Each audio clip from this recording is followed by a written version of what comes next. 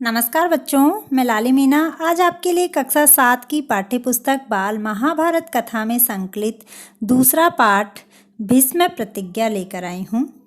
तो बच्चों, सबसे पहले हम इस पाठ के नाम को समझ लेते हैं। पाठ का नाम है भीष्म प्रतिज्ञा।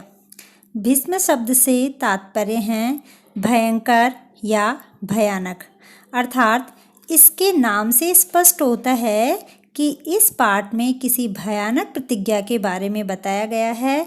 तो आइए अब हम जानते हैं कि यह प्रतिज्ञा क्या थी, किसने ली थी और क्यों ली थी। तेजस्वी पुत्र को पाकर राजा प्रफुल्लित मन से नगर को लौटे और देवव्रत राजकुमार के पद को सुशोभित करने लगे।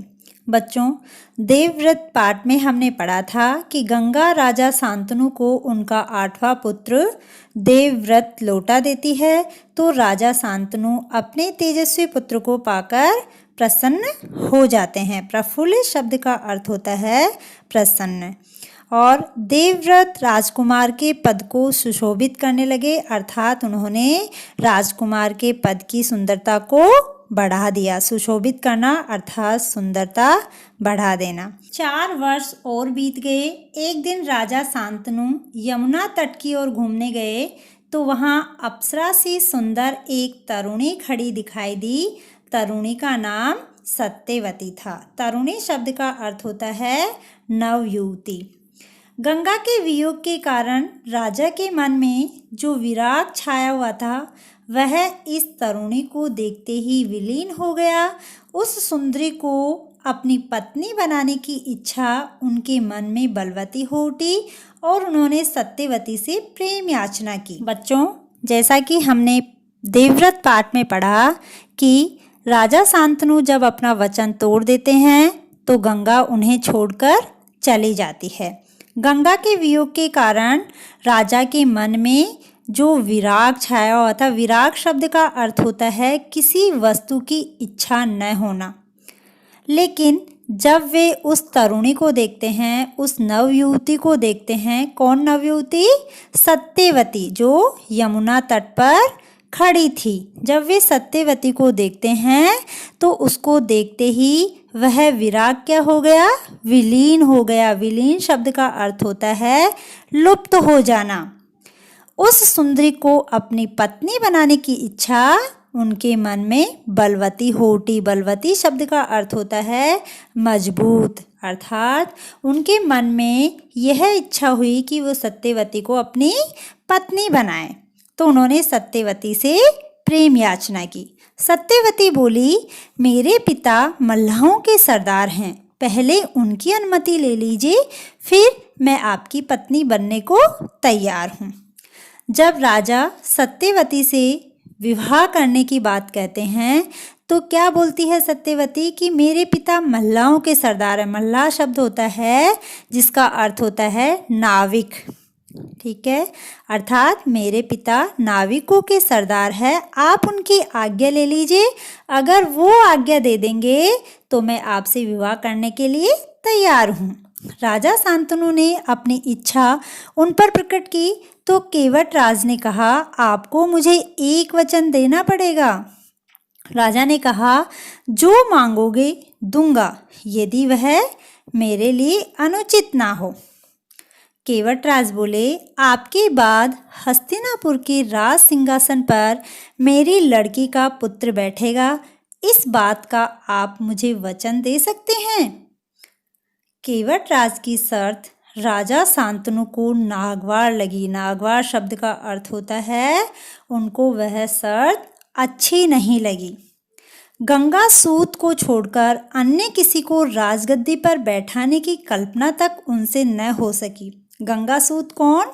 जो कि गंगा पुत्र देवव्रत था। राजा शांतनु देवव्रत के अलावा किसी और को राजगद्दी पर बैठाने की कल्पना भी नहीं कर सकते थे। निराश और उद्विग्न मन से वह नगर की ओर लौट आए। किसी से कुछ कह भी न सके, पर चिंता उनके मन को कीड़े की तरह कुतर कुतर कर खाने लगी। उद्विग्न शब्द का अर्थ होता है परेशान। जब राजा शांतनु उनकी शर्त नहीं मानते हैं तो जो केवटराज थे वो अपनी बेटी का विवाह भी नहीं करते हैं। तो राजा शांतनु वापस अपने नगर को लौट आते हैं निराश और परेशान मन से, और अपनी बात किसी को कहते भी नहीं है, लेकिन वो अंदर ही अंदर बहुत परेशान रहते हैं। देवव्रत ने देखा कि उसके पिता के मन में कोई ना कोई व्यथा समाई हुई है। एक दिन उसने शांतनु से पूछा, पिताजी, संसार का कोई भी सुख ऐसा नहीं है जो आपको प्राप्त न हो, फिर भी इधर कुछ दिनों से आप दुखी दिखाई दे रहे हैं, आपको किस बात की चिंता है? जब देवव्रत अपने पिता को परेशान देखते हैं तो वो उनके मन की व्यथा शब्द का अर्थ होता है पीड़ा। तो देवव्रत को लगता है कि पिता के मन में कोई ना कोई पीड़ा समाई हुई है। तो एक दिन उन्होंने अपने पिताजी से पूछा कि संसार का ऐसा कोई भी सुख नहीं है जो आपके पास नहीं हो, लेकिन फिर भी आप इतने दुखी क्यों दिखाई दे रहे हो, आप इतनी चिंता में क्यों हो? यद्यपि शांतनु ने गोल मोल बातें बताई, फिर भी कुशाग्र बुद्धि देवव्रत को बात समझते देर न लगी। उन्होंने राजा के सारथी से पूछताछ करके उस दिन केवटराज से यमुना नदी के किनारे जो कुछ बातें हुई थी उनका पता लगा लिया। पिताजी के मन की व्यथा जानकर देवव्रत सीधे केवटराज के पास गए और उनसे कहा कि वह अपनी पुत्री सत्यवती का विवाह महाराज शांतनु से कर दे। जब देवव्रत के पिताजी देवव्रत के पूछने पर उनको कुछ नहीं बताते हैं, केवल गोल मोल बातें करते हैं, अर्थात संदिग्ध बातें करते हैं, तो कुशाग्र बुद्धि शब्द का अर्थ होता है तेज बुद्धि। देवव्रत तो बहुत कुशाग्र बुद्धि थे, ठीक है, अर्थात तेज बुद्धि वाले थे।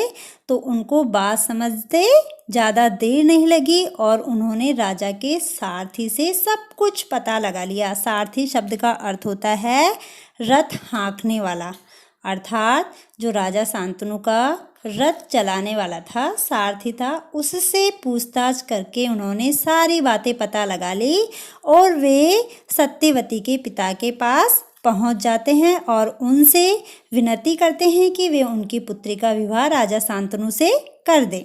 केवटराज ने वही शर्त दोहराई जो उन्होंने शांतनु के सामने रखी थी।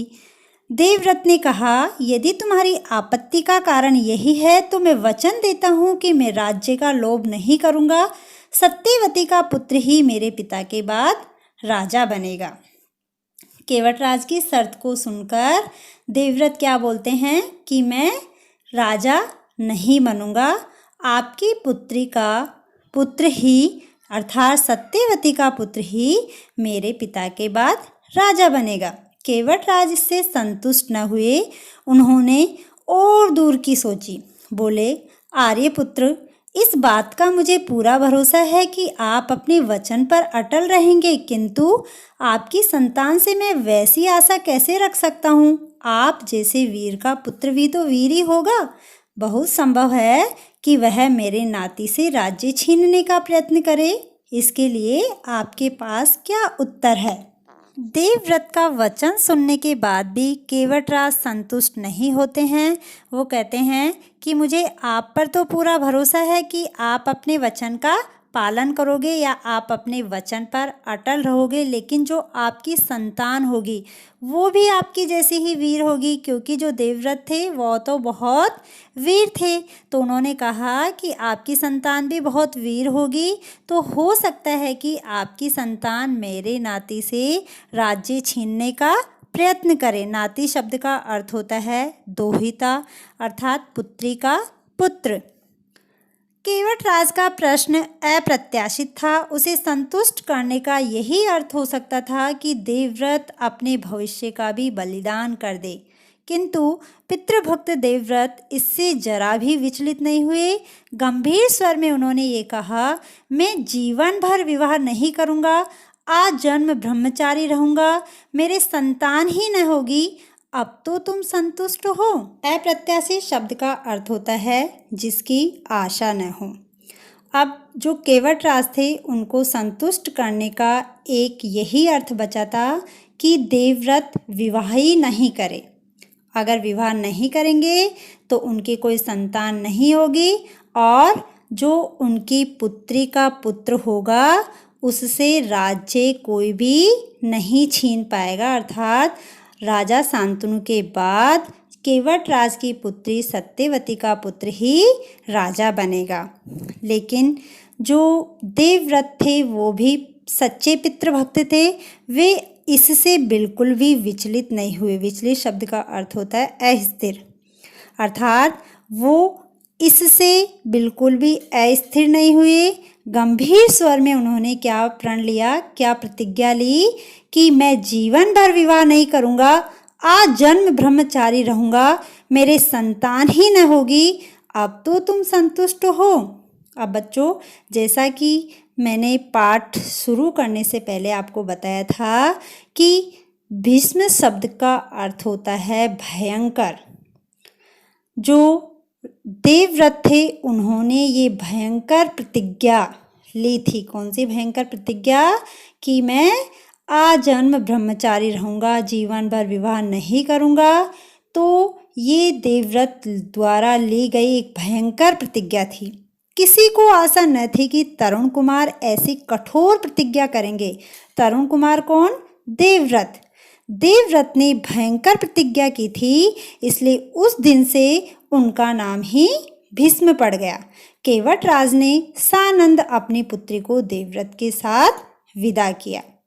जब देवव्रत ऐसी भयंकर प्रतिज्ञा करते हैं तो वो बिल्कुल प्रसन्न होकर अपनी पुत्री को देवव्रत के साथ विदा कर देते हैं। सत्यवती से शांतनु के 2 पुत्र हुए, चित्रांगद और विचित्रवीर्य।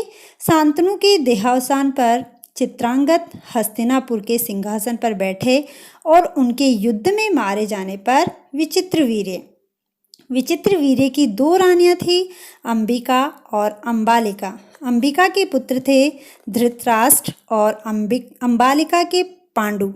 धृतराष्ट्र के पुत्र कौरव कहलाए और पांडु के पांडव।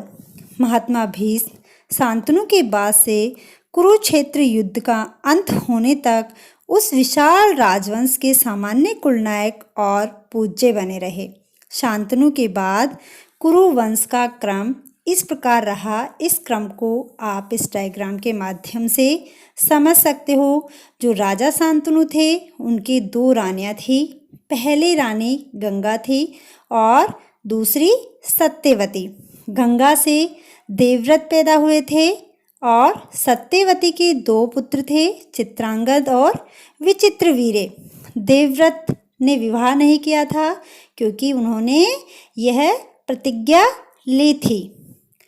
सत्यवती से जो पुत्र हुए थे चित्रांगद और विचित्रवीर्य, उसमें चित्रांगद पहले ही मारा गया था और विचित्रवीर्य की भी 2 रानियां थी, अंबिका और अंबालिका। अंबिका से उत्पन्न जो पुत्र थे वो धृतराष्ट्र थे और अंबालिका से उत्पन्न पुत्र का नाम पांडु था। धृतराष्ट्र के जो पुत्र थे वे कौरव थे और पांडु के पुत्र कौन थे? पांडव थे। वीडियो को अंत तक देखने के लिए शुक्रिया। अगर आपको वीडियो पसंद आया तो लाइक करें, कमेंट करें और चैनल को सब्सक्राइब ज़रूर करें। Thank you.